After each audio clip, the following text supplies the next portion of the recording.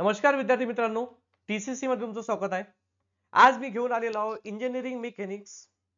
याच्यामध्ये theoretical part म्हणजे की थेरीचे क्वेश्चन किती येतात, तर थेरीचं टोटल वेटेज किती आहे.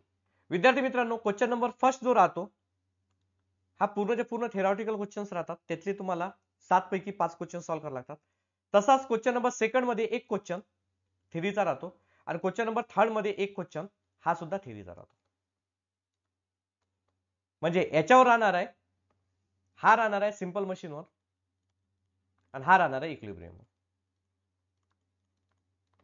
तर आता तुम्हाला असं वाटलं असेल की न्यूमेरिकल तर सर्व सॉल्व्ह केले. आता थेरी कुठली कुठली इम्पॉर्टंट आहे, कोणत्या युनिटचे किती क्वेश्चन केले तर आपल्याला आउट ऑफ मार्क्स भेटू शकतात.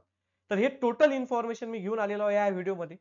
तुम्ही जर आपल्या चॅनलला सबस्क्राईब केलं असेल तर चॅनलला सबस्क्राईब करा, या व्हिडिओला लाईक करा, शेअर करा. तर सुरू करूया आजचा हा व्हिडिओ. तर बघा, आता युनिट नंबर फर्स्ट मध्ये युनिट वाईज मी तुम्हाला सांगणार आहे की कुठले कुठले टॉपिक तुम्हाला करायचे आहेत थेरीचे. युनिट नंबर फर्स्ट युनिट आहे सिंपल मशीन.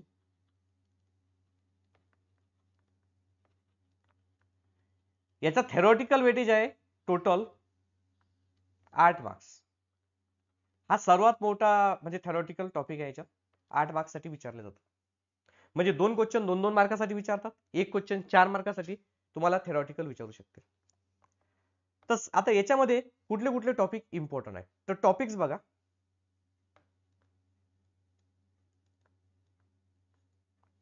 तुम्हाला करायचं आहे सर्वात पहिले efficiency of the machine define.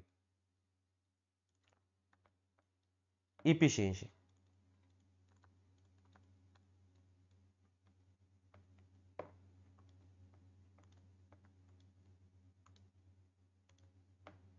Efficiency of machine 2 मार्कासाठी क्वेश्चन विचारू शकतात. त्यानंतर तुम्हाला विचारू शकतात मेकॅनिकल ऍडव्हान्टेज.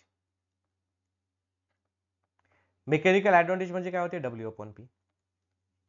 आता इफिशियन्सीचा फॉर्म्युला काय, तुम्ही म्हणता सर इफिशियन्सीचा फॉर्म्युला आहे mechanical advantage upon velocity ratio into 100. आणि विद्यार्थी मित्रांनो, जर समजा तुम्ही जर हा फॉर्म्युला लिहिसाल तर तुम्हाला मार्क्स नाही मिळते, कारण त्याच्यासोबत तुम्हाला एक अजून फॉर्म्युला लिहिणं गरजेचं आहे. आता इफिशियन्सीचा फॉर्म्युला आहे आपल्याकडे, हा फॉर्म्युला तुम्हाला लिहिणं गरजेचं आहे. Efficiency is equal to output upon input into 100. जर तुम्हाला इफिशियन्सी विचारलं तर तुम्ही याच्याबद्दल लिहू शकता. It is the ratio of output energy to input energy at any machine is called as efficiency. हा रेशो असते पर्सेंटेज मध्ये. Output energy upon input energy into 100 is called as efficiency. त्यानंतर तुम्हाला मेकॅनिकल ऍडव्हान्टेज बद्दल विचारू शकतात की mechanical advantage define mechanical advantage W/P. It is the ratio of load upon effort. It is the mechanical advantage. त्यानंतर तुम्हाला विचारू शकतात आयडियल मशीन. तर आयडियल मशीन कशाला म्हणतात, आयडियल मशीन म्हणजे होते ज्याची इफिशियन्सी 100% असते, अशा मशीनला काय म्हणतात, आयडियल मशीन म्हणतात. त्यानंतर तुम्हाला विचारू शकतात सेल्फ लॉकिंग मशीन कशाला म्हणतात. सेल्फ लॉकिंग, स्वतः लॉक करणे, self locking machine. Self locking machine म्हणजे विद्यार्थी मित्रांनो की ज्याची इफिशियन्सी हे 50% पेक्षा कमी असते, तो रिव्हर्स डायरेक्शन काम नाही करत, त्याला सेल्फ लॉकिंग मशीन म्हणतात. त्याला कोणती लॉकिंग म्हणतात, self locking machine. Non reversible machine किंवा इरिव्हर्सिबल मशीन. त्याच्यानंतर law of machine. Law of मशीनवर एखादा क्वेश्चन येऊ शकते. लॉ ऑफ मशीनचा फॉर्म्युला आहे P is equal to MW plus C. Law of मशीनचा फॉर्म्युला आहे P is equal to MW plus C. त्यानंतर तुम्हाला कंडिशन्स विचारू शकतात, कंडिशन ऑफ रिव्हर्सिबल मशीन, किंवा विचारू शकते effort lost in friction. Effort lost in friction हे इम्पॉर्टंट टॉपिक्स आहेत विद्यार्थी मित्रांनो. याच्या डेफिनेशन तुम्ही फक्त वाचून जा. 4 मार्कासाठी तुम्हाला विचारू शकतात. 4 मार्कासाठी जर समजा तुम्हाला विचारलं तर तुम्हाला एखादी डायग्राम विचारू शकता. सिंपल स्क्रू जॅकची डायग्राम करून जाता तुम्ही. सिंपल स्क्रू जॅक किंवा डिफरन्शियल एक्सल अँड व्हील पण हे थोडीशी डायग्राम कठीण आहे. हे 2 डायग्राम करून देत होता कारण त्याच्यावर क्वेश्चन आलेले आहेत. Differential axle and wheel.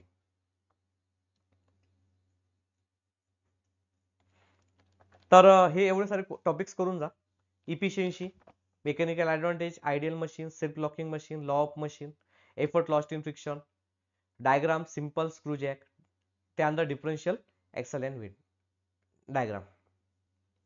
तर हा झाला आपला सिंपल मशीनचा टॉपिक. त्यानंतर आहे युनिट नंबर 2. आता बघा युनिट नंबर 2 मध्ये तुम्हाला काय काय करायचं आहे. युनिट नंबर 2 आहे आपला ॲनालिसिस ऑफ फोर्सेस.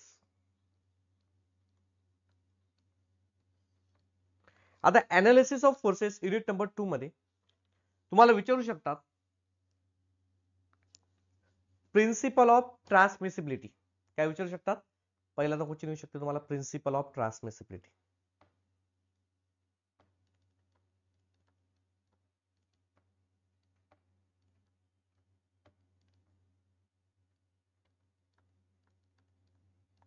त्यानंतर सेकंड येऊ शकते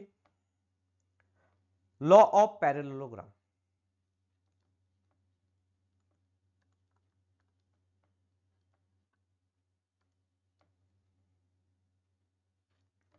थर्ड येऊ शकते स्टॅटिक्स फ्रिक्शन आणि कायनेटिक्स फ्रिक्शनची डिफाइन स्टॅटिक्स अँड कायनेटिक्स.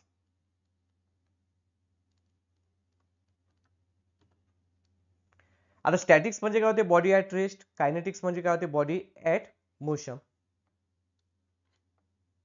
त्यानंतर रिझोल्युशन ऑफ फोर्स सिस्टीम.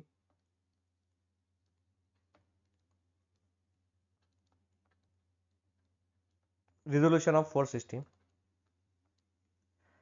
पाचवा आहे 1 Newton force. 1 Newton force.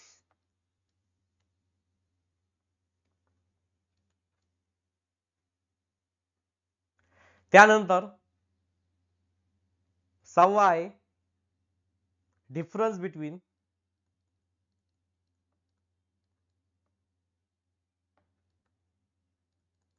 Resultant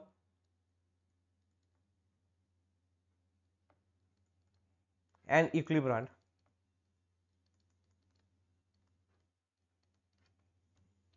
force. तर हे विद्यार्थी मित्रांनो हे इम्पॉर्टंट टॉपिक्स आहेत. तर हे तुम्ही करून जा. नक्कीच याच्यातले क्वेश्चन येण्याचे चान्सेस राहतील. तसंच युनिट नंबर 3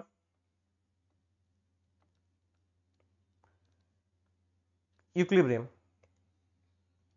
याच्यावर एखादी 2 क्वेश्चन येतात. इक्विलिब्रियम किती मार्क्ससाठी येते? 6 मार्क्ससाठी. याच्यावर सुद्धा 2 क्वेश्चन येत होते. 2-2 मार्काच्या. 2 मार्क्स किंवा 1 क्वेश्चन किंवा 2 क्वेश्चन येतात. आता इक्विलिब्रियम मध्ये तुम्हाला करायचा आहे लॅमिस थेरम. 4 मार्कासाठी आला होता मागच्या वेळेस. लॅमिस थेरम. कंडिशन ऑफ इक्विलिब्रियम हा जो क्वेश्चन राहायचा हमेशा. Condition of equilibrium.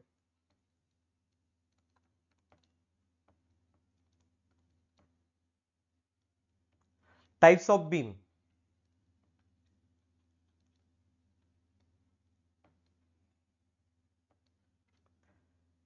आणि एक करा support of beam.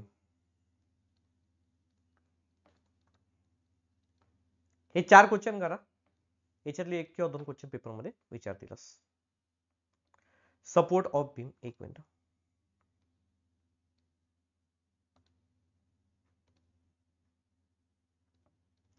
Support of beam.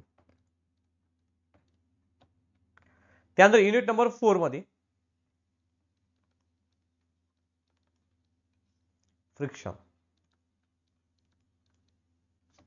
याच्यात तुम्हाला विचारू शकते स्टॅटिक्स फ्रिक्शन.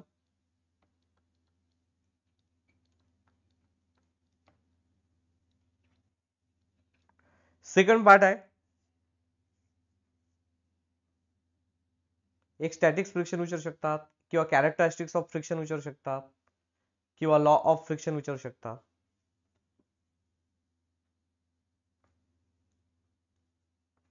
तर असं विचारू शकतात any two law of kinetics friction, right, any two law of kinetic friction.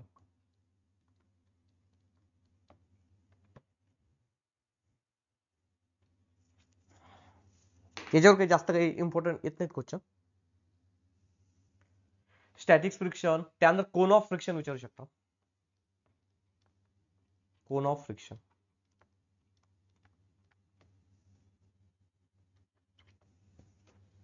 Coefficient of friction,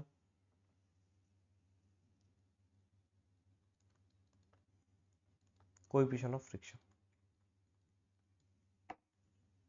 हे 4 पॉइंट्स आहेत, हे 4 पॉइंट्स करून जा. आणि युनिट नंबर 5 मध्ये हा एक अजून 5वा राहिला, FBD of ladder. FBD of ladder हा पण एक क्वेश्चन इम्पॉर्टंट होता. आता क्वेश्चन नंबर 5 मध्ये centroid and centre of gravity, याच्यामध्ये फक्त तुम्ही डिफाइन सेंट्रॉइड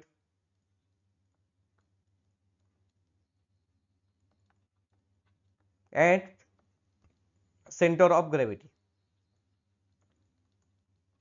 हे डिफाइन वाले याचे डेफिनेशन पाठ करून जा. आणि what is the frustum of cone, what is the frustum of cone.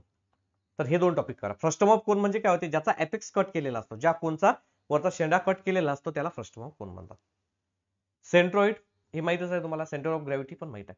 तर विद्यार्थी मित्रांनो, एवढं जर तुम्ही थेरीचा क्वेश्चन करसाल तर तुम्हाला नक्कीच तुम्हाला थेरीमध्ये 18 पैकी 18 मार्क्स भेटवण्यासाठी कोणी सोडू शकत नाही, गॅरंटी.